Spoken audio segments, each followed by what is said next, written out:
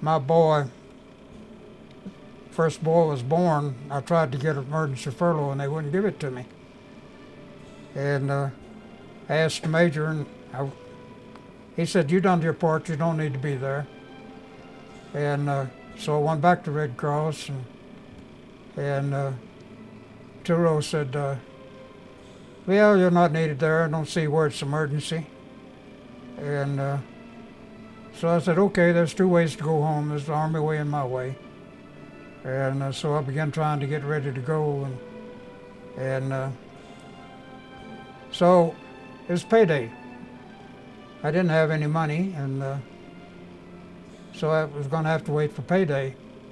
So I asked who was going to be the paying officer, and kind of found out Captain Bodie was going to be. And so I asked Captain Bodie about getting paid earlier, and he said, "I have orders for you to wait until after retreat."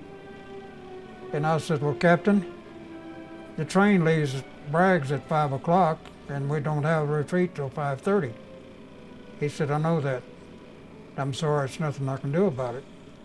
So I went back to Red Cross, and I told him, I said, "I'll give you my whole paycheck that's coming to me, except money enough for me to catch that train out of Bragg's and go home to be with my wife."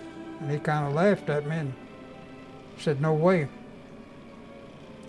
So I went back, and I signed out on a Class A pass, and got my barracks bag, and Peterson come along in the Jeep and picked me up and carried me through the gate, and he turned at Bragg's, and I said, "Pete, there's no need to go on to Bragg's. I need to get on the main highway and try to thumb." And he kept going and went down to the train station, and the train was there waiting, and the conductor had his foot on the little step stool, holding on to the train bar there by the steps. And so Peterson pulled right up to him, and the conductor said, "Are you the one I was waiting on?" And Peterson said, "Yes." And Peterson handed me an envelope. I said, "Well, I don't have a ticket." And the conductor said, "I'll take care of it." And so Peterson helped get my barracks bag off, and I got on the train and kind of found out they had gone through a collection and taken up a collection to give me enough money, plus a little to eat on, to go home. And I had got emergency furlough through Colonel Vinson and Captain Moe because I had done carpenter work down there. And so I was kind of a good friend to him, and I told Captain Moe the deal, so he told Colonel Vinson, and Colonel Vinson said, "Write him out a furlough and I'll sign it."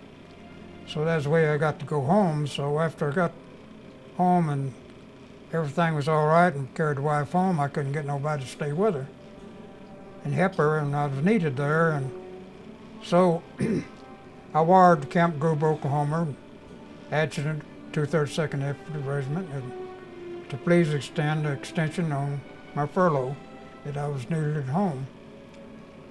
Well, I knew I needed to leave a little early, so I called the night before, and they hadn't heard anything, a wire or anything, from Camp Gruber. So the next morning, I carried my barracks bag out and sat on the side of the highway, waiting for the bus to come along to pick me up. And I called Jean Miller running the Western Union, and she didn't answer. And so I started walking out after telling the wife goodbye, and because I saw the bus coming down the highway, and I got a little piece from there, and she hollered, said, "The telephone's ringing." And I kind of stopped, and she said, "You got your extension?" So I waved at the bus driver and highballed him to go ahead. So I walked on out and got my barracks bag and walked back. And so later I got a copy of the wire, and I went back to camp about 14 hours early. And so as soon as I signed in, well, sergeant quarters man said, the major wants to see you as soon as you got here. I said, I figured as much. So I went back to his office and saluted, and I said, Sergeant Hemperley reporting as requested. And he didn't return my salute. So after holding for a little while, I dropped it. And he looked at me, and so I saluted him again. He finally answered it, and so I went to at ease, and he said, I didn't say at ease, so I had to stand back at attention. He picked up the telephone and dialed a number, and he said, he's here, come get him. And hung the phone up, and so in a little bit, well, 2 MPs came in, and he said, there he is, take him. And I said, Sergeant, what's this all about? He said, you're AWL.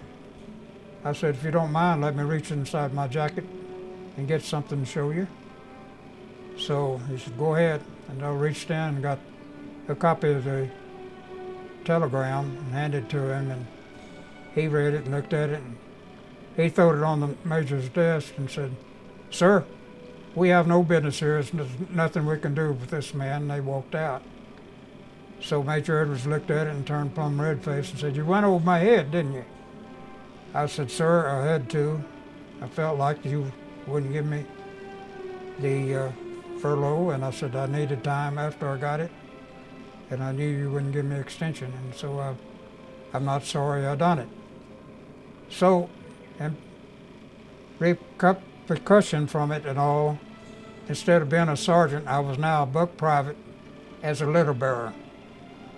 So, a couple of days later, they sent for me and told me to resume my duties and all. I said, a buck private doesn't have them kind of duties, so I can be bullheaded too, so I'm not going.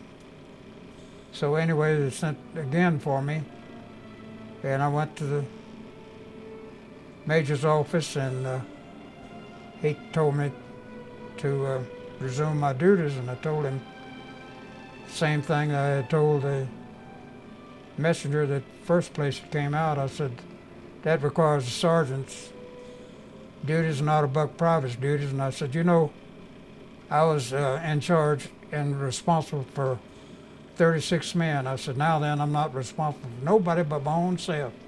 I said, Major, you done me a favor. And I stood there, and he said, well, I never did cut the orders. You're still a sergeant, so you report as ordered. But there was always hard friction between us after that.